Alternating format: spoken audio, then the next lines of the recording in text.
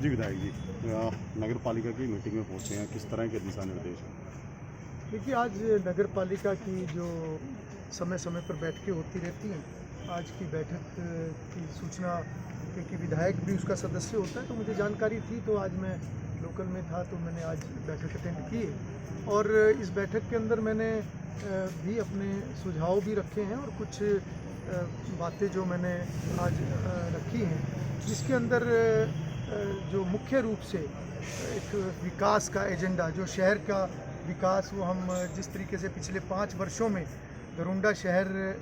की एक नई पहचान बनी है। घरोंडा शहर में बहुत सी ऐसी सुविधाएं मुख्यमंत्री मनोहर लाल जी के आशीर्वाद से भारतीय जनता पार्टी की सरकार में जो भी कार्य हुए हैं, उन सभी विकास के कार्यों को आगे बढ़ाया जाए और अच्छी सुविधाएं हम अपने लोगों को दे सकें, प्रत्येक नागरिक का हम ध्यान रख सकें। जो भी सुविधाओं की ज़रूरत है, जो भी उनकी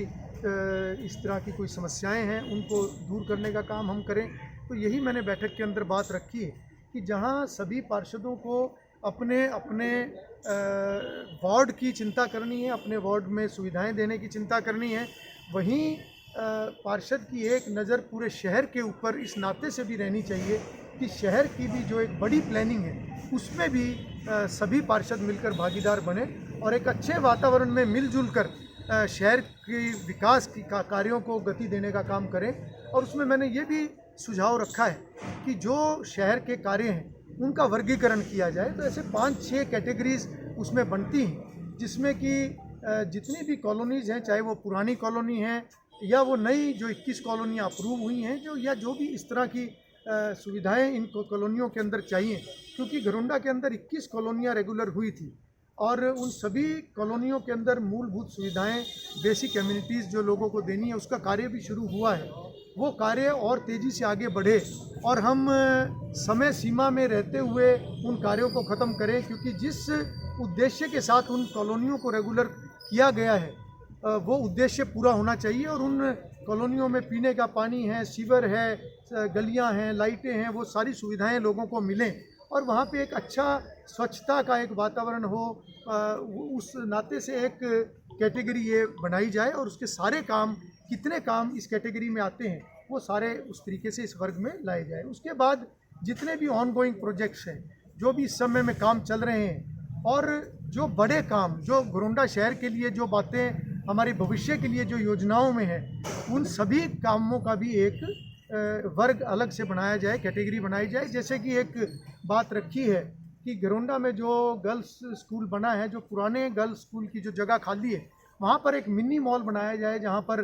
2 फ्लोर पार्किंग के हों, एक फ्लोर उसमें कॉमर्शियल एक्टिविटीज़ का हो, एक फ्लोर उसमें फूड कोर्ट, या ऊपर एक मल्टीप्लेक्स भी, उसके अंदर कोई एक मिनी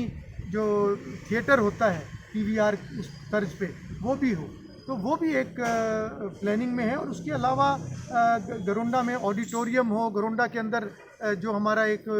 जो नाले के ऊपर काम चला हुआ है, या ऐसे बहुत सारे काम जो अभी हमारे चले हुए हैं। हमारे लाइन पार एरिया में भी हमने कम्युनिटी सेंटर देने की बात है और एक चिल्ड्रंस पार्क की बात है। इस तरह की जो भी लोगों की डिमांड है, उन सभी कार्यों को हम आगे बढ़ाएं। तो ऐसे सभी प्रोजेक्ट्स को एक कैटेगरी में लिया जाए। और उसके साथ साथ, क्योंकि घरोंडा में ज़मीन की दिक्कत है, तो एक कैटेगरी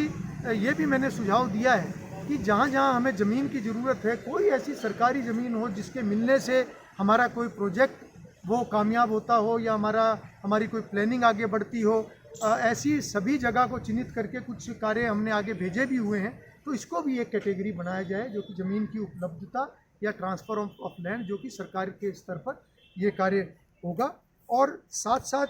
2 कैटेगरी मैंने और सुझाई हैं, जिसके अंदर एक कैटेगरी कि हम घरोंडा शहर में स्वास्थ्य और शिक्षा, इसके स्तर को कैसे हम आगे बढ़ा सकते हैं और अच्छा कैसे कर सकते हैं, ये कैटेगरी होगी। और आखिर में जो स्वच्छता और सौंदर्यकरण, वो एक कैटेगरी है। तो इस तरीके से मैंने अपने सुझाव आज की बैठक में रखे। पार्षदों ने कुछ ग्रीवेंसेज रखी हैं कि सदन में उनकी इतनी सुनवाई नहीं होती, हम जैसा उनको इतना तवज्जो नहीं दी जाती। देखिए, कुछ बातें आई हैं जिसका मैंने मौके पे भी मैंने संबंधित अधिकारियों से भी चर्चा की और मैंने दिशा निर्देश भी दिए हैं कि चुने हुए जनप्रतिनिधि का मान सम्मान पूरी तरीके से रहना चाहिए और चुने हुए जनप्रतिनिधि भी अपने कार्यों को गंभीरता से करें, किसी तरीके की कोई दिक्कत नहीं आएगी। और अगर किसी तरीके की कोई इंडिविजुअल कोई ग्रीवेंस है तो वो अलग से भी चर्चा की जाएगी। लैंड एक्विजिशन की आप बात कर रहे हैं कि ट्रांसफ़र ऑफ लैंड होना चाहिए, लेकिन जो सरकारी भूमि शहर के अंदर मौजूद है उसको लेकर प्रशासन गंभीर नहीं है। बार बार मुद्दा उठता है कि कस्टोडियन की 5.5 एकड़ भूमि जो है वो कब्जे की जद में है, लेकिन प्रशासन कोई कार्रवाई नहीं कर रहा। देखिए, कस्टोडियन का विषय पिछले कुछ समय पहले भी आया था, तब भी मैंने उस समय के एसडीएम की जिम्मेवारी लगाई थी और अभी भी मैंने ये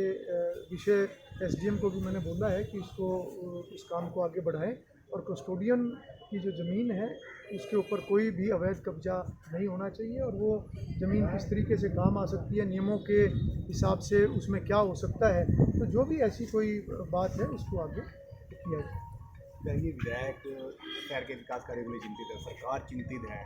सर्वसम्मति हुई नगर पालिका में, आज वह सर्वसम्मति जीटी रोड पे है। नहीं लगता एक विधायक जिन प्रकार से पार्टी को विस्तृत है कहीं ना कहीं विकास कार्यों पर गया नहीं? देखिए, निश्चित रूप से न केवल विधायक बल्कि मुख्यमंत्री मनोहर लाल जी का एक जो विकास का एजेंडा है और एक व्यवस्था को ठीक करने का जो एजेंडा है उसको हम पूरे तरीके से उस कार्य में लगे हुए हैं। मैंने सभी पार्षदों का आभार भी व्यक्त किया इस कारण से कि मैंने शुरू में ये प्रस्ताव रखा था जब नगर पालिका का चुनाव हुआ था कि यहाँ की गुटबाजी को ख़त्म करते हुए क्यों ना एक सर्वसम्मति बनाई जाए और सभी पार्षदों ने उस विषय को आगे बढ़ाते हुए उस समय में सर्वसम्मति से अध्यक्ष का चुनाव किया था और एक बहुत अच्छे कार्य शहर के अंदर हुए हैं जिसका पूरा शहर इस बात का गवाह है, हर व्यक्ति इस बात का गवाह है कि गरोंडा शहर में एक लंबे समय से जिन चीज़ों की दिक्कत थी, गरोंडा शहर में जिन चीज़ों की ज़रूरत थी, जिन सुविधाओं की ज़रूरत थी, वो पिछले 5 वर्षों में मुख्यमंत्री मनोहर लाल जी के नेतृत्व में गरोंडा शहर को बहुत सी ऐसी कार्य हुए हैं, बहुत सी ऐसी सौगातें मिली हैं। और उसके बाद कुछ ऐसा विवाद आपस में पार्षदों का आया, मैंने तब भी ये विषय रखा था कि विवाद ज़्यादा ना बढ़े और आपस में सर्वसम्मति करते हुए बातों को आगे बढ़ाएं। दोबारा सर्वसम्मति बनी, अगर इस तरह की कोई बात बार बार आती है तो मैं तो इतना ही कहना चाहूँगा, मैंने पार्षदों को भी कहा है कि इस तरह की बातों से शहर को नुकसान होता है, लोगों को नुकसान होता है और हम अपनी जिम्मेवारी बहुत गंभीरता से हमें निभानी चाहिए। हम ना केवल अपने वार्ड के पार्षद हैं, हम पूरे शहर के भी एक जिम्मेवार पार्षद हैं और पूरे शहर की तरक्की तब होगी जब पूरा हाउस एक मत होकर आगे बढ़ेगा, सभी पार्षद इकट्ठे होकर आगे बढ़ेंगे, एक सोच से आगे बढ़ेंगे। जो सोच नरेंद्र मोदी जी की है, जो सोच मुख्यमंत्री मनोहर लाल जी की है, जिस सोच से गरोंडा शहर ने 5 सालों में तरक्की की है, उसी सोच से हम सबको मिलकर आगे बढ़ना होगा। निश्चित रूप से सब इकट्ठे होकर चलेंगे तो गरोंडा शहर आने वाले समय में भी और नई ऊंचाइयों को छुएगा और इस बात के लिए मैंने सबको आश्वस्त भी किया है कि गरोंडा को किसी भी तरीके की कोई कमी नहीं आने दी जाएगी और मुझे उम्मीद है कि सभी पार्षद आपस में कोई अगर मनमुटाव है, मनमुटाव को दूर करने का काम करेंगे और सभी शहर की भलाई की ओर देखते हुए सब एक मत होकर चलेंगे। पिछले 4 साल से सब कमेटी बनाए जाने की मांग की जा रही है, क्या वजह, क्यों नहीं बनाई जा रही, आज फिर दोबारा से मांग की गई है? देखिए, अगर इस तरह का कोई विषय है तो वो हाउस के अंदर ही वो विषय पास करना है और जो भी विषय होते हैं ये इंडिपेंडेंट बॉडी होती है। इंडिपेंडेंट बॉडी अपने तरीके से अपने सभी कार्यों को आगे बढ़ाती है, कानूनी प्रक्रिया भी उसके अंदर जो काम किसी कानूनी प्रक्रिया के तहत वो सारे काम आगे होते हैं। अगर इस तरह का कोई विषय है और पार्षद ऐसा चाहते हैं तो हाउस के अंदर पास करके उस काम को आगे बढ़ा सकते हैं, किसी भी काम को वो आगे बढ़ा सकते हैं, मगर वो काम जो भी है वो कानूनी प्रक्रिया के तहत ही होता है। Thank you sir.